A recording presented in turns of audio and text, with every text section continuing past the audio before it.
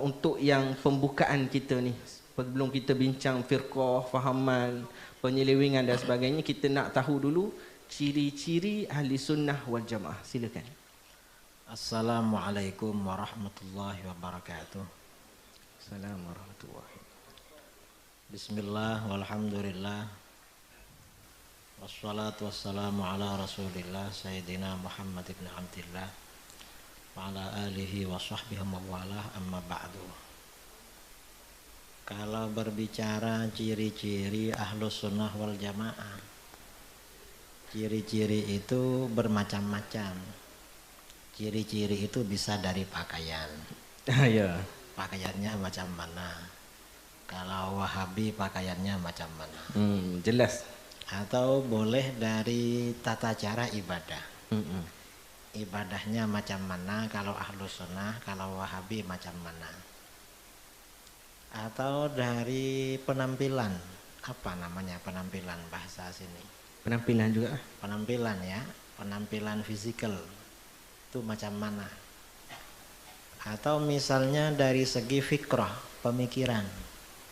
Pemikiran kalau ahlus sunnah macam mana, orang-orang di luar ahlus sunnah macam mana. Ini ciri-ciri yang ditanya, ciri-ciri apanya? Sudah. Apa penampilannya, apa pakaiannya, apa ibadahnya, apa interaksi ketika bergaul dengan orang lain, itu yang mana kira-kira? Mungkin saya rasa yang pertama tu kan, sebab di Malaysia ada ciri-ciri dia Wahabi dengan ahli sunnah. Dekat Indonesia ada beza ke pemakaiannya? Kalau pakaian ya, kalau pakaian, ciri-ciri pakaian kalau di Indonesia, kalau Wahabi itu disebut dengan kelompok cingkrang. Cingkrang itu artinya mereka kalau pakai celana atau pakai gamis itu di atas mata kaki, setengah betis, separuh betis. Itu Wahabi ya, yang cingkrang-cingkrang bawah itu. Kalau cuma pakaian gamis itu tidak hanya Wahabi, karena Jamaah Tabligh juga gamis. Bahkan sebagian pondok-pondok sekarang pakai gamis. Kalau ciri-ciri pakaian, cuma bezanya ya, kalau Wahabi ini kalau jumpa dengan orang di luar Wahabi dimanapun biasanya tak ada senyum. Oh ya, mukanya muka masam kalau jumpa dengan siapa saja itu penampilan. Kalau ahlus sunnah Jamaah Tabligh jumpa dengan orang biasanya senyum lalu bersalaman. Itu kalau ciri-ciri pakaian, penampilan. Jadi ciri-ciri ya. Nah, kalau ciri-ciri itu ibadah,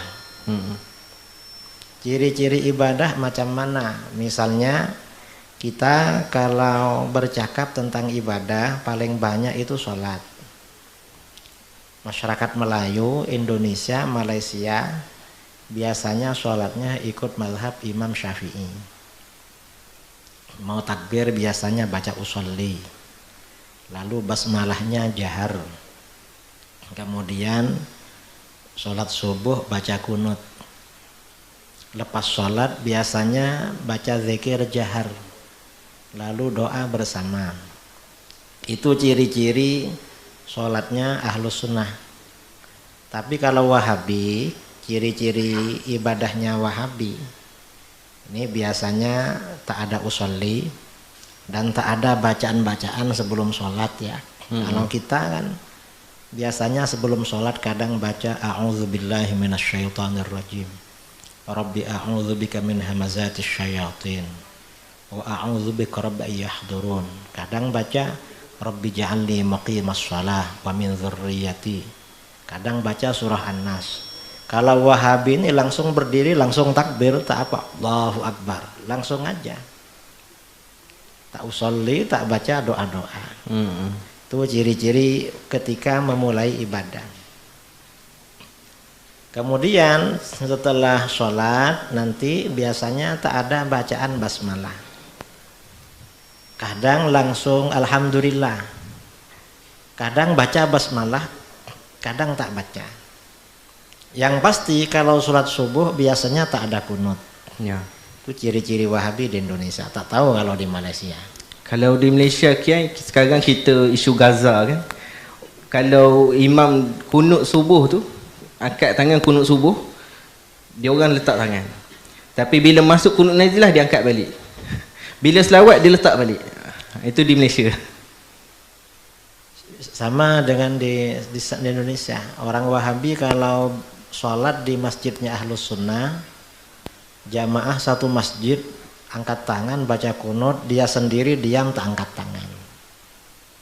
Padahal di dalam hadis Rasulullah SAW bersabda, innama ju'ilal imam liyu'tamma bih. Imam itu dibuat untuk diikuti. Tapi Wahabi, imam itu dibuat untuk diprotes. Untuk didemo. Itu bedanya ya, ciri-ciri. Kemudian lepas sholat. Lepas sholat kita biasanya zikir jahar. Wahabi kalau ada zikir jahar langsung pergi. Kemudian lagi doa bersama. Mereka tak ikut doa bersama. Kemudian lagi lepas sholat kita bersalaman. Kan biasa ya jamaah itu bersalaman. Mereka tak bersalaman. Malah sebagian Wahabi di Indonesia kalau diajak bersalaman lepas sholat itu marah. Marah ya, emosi. Kadang-kadang ada yang diajak bersalaman yang ngajak dipukul tangannya. Itu maksiat bagi dia. Itu di Indon. Padahal kita bersalaman lepas sholat itu kan biasa. Dan di dalam Sahih Bukhari, Musnad Imam Ahmad, ada riwayat-riwayat selepas sholat para sahabat bersalaman dengan baginda Rasulullah Shallallahu Alaihi Wasallam. Dan Rasulullah mau diajak bersalaman. Wahabi tak mau diajak bersalaman. Mahal sekali mereka. Padahal tak ada harganya. Jadi beza. Kemudian lagi yang dipersoalkan, lepas sholat kadang bersalaman sambil baca sholawat. Itu sama Wahabi dibid'ahkan. Bersalaman sambil baca sholawat. Padahal di dalam kitab-kitab sholawat macam kitab Jila'ul Afham Fis Sholati Wassalam ala Khairil Anam karangan Ibnu Qayyimil Jauziyah, itu termasuk tempat yang dianjurkan bersholawat itu ketika bersalaman. Itu di kitab-kitab sholawat. Wahabi tak tahu itu. Tak tahu, makanya bid'ahkan. Ini ciri-ciri kalau dari segi ibadah sholat. Kemudian kalau dari segi tradisi budaya, ciri-ciri Ahlus Sunnah.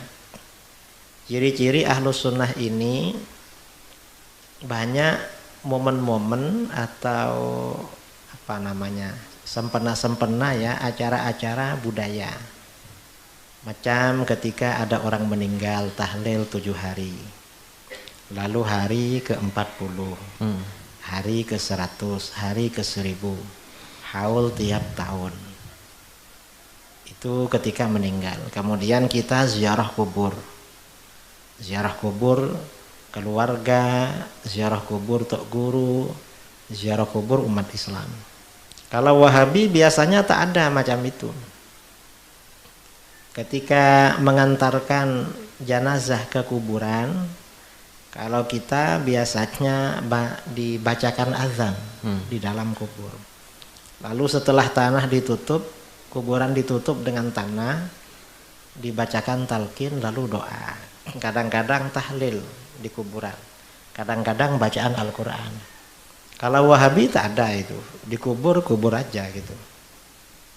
Itu ketika dikubur. Nanti pulang, setelah pulang malam harinya keluarga biasanya open house ya, jadi bikin program tahlilan kenduri.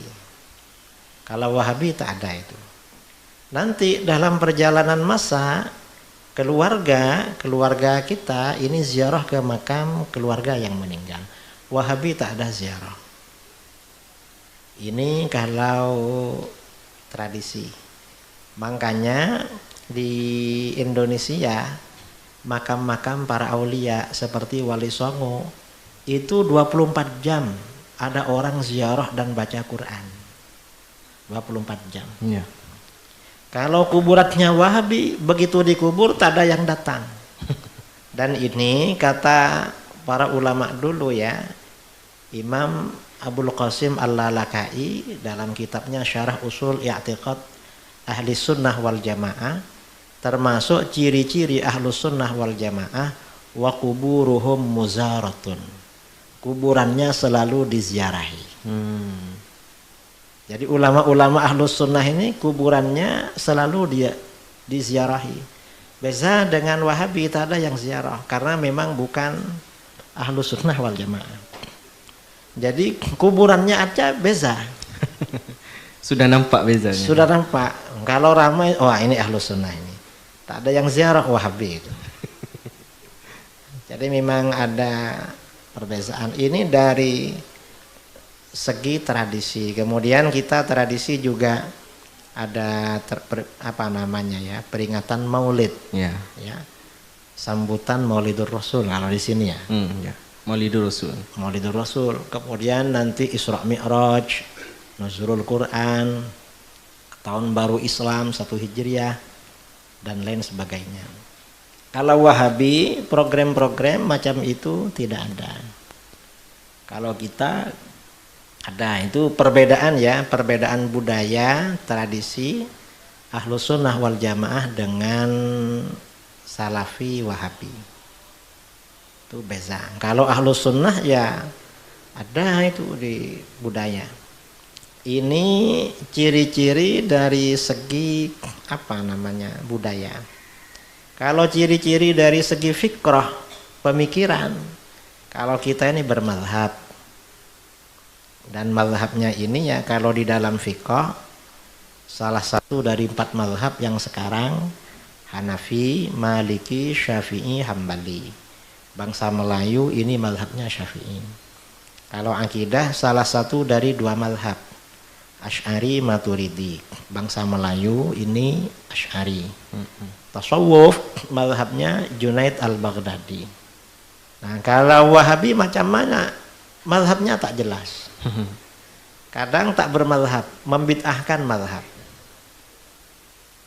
Jadi mereka ini membid'ahkan madhab. Kemudian di dalam akidah tentu bukan Asy'ariyah Maturidiyah. Mereka akidahnya Mujassimah Musyabbihah. Dalam tasawuf mereka anti tasawuf. Memang enggak mau sama tasawuf. Bahkan menganggap tasawuf ini sebagai fahaman sesat. Padahal tasawuf ini termasuk bagian dari ihsan ya.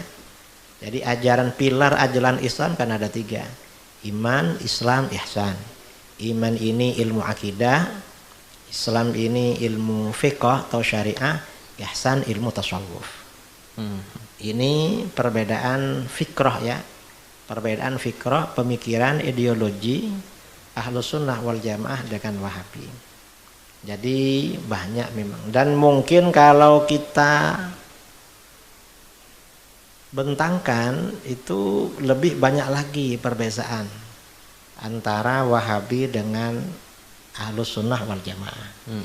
Perbedaannya banyak sekali.